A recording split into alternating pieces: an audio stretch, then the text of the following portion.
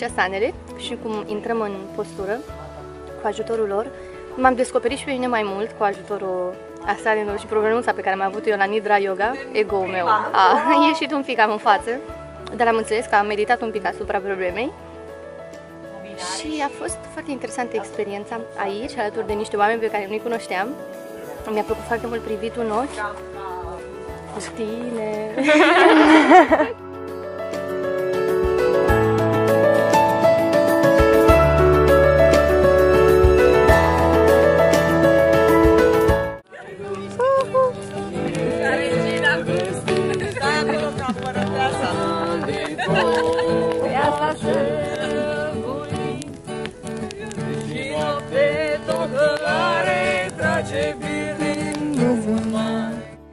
În discursul Roxanei am aflat despre importanța autodisciplinei emoționale și a fost pentru prima dată când am dat voie și altor oameni să rezolve câte ceva în locul meu.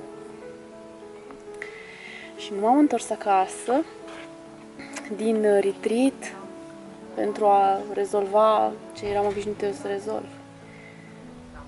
Este un aspect al autodisciplinei emoționale, să fiu acolo unde sunt, să încerc să fiu, deși mi-a fost greu.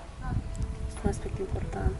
Apoi conectarea cu răbdarea, care este un lucru pe care l-am realizat cu greu, ceea ce a fost exersat aici.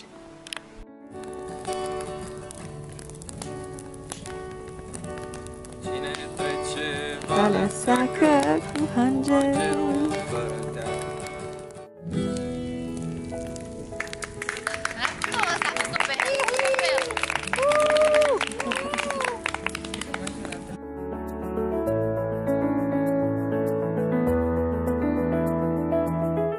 În teorie știam multe despre yoga, de fapt am ajuns aici și am aflat că nu știu nimic. A fost fain, cum ți-am zis ție, mi-am simțit corpul după curs. Am fost conștientă de el, că practic îl simțim mereu. Nu știu, și am avut momente, cum s-a numit scena de la sfârșit? Shavasana. Am venit aici în retreat să mă relaxez, să mă deconectez, să mă descoper pe mine. Am un stil de viață activ.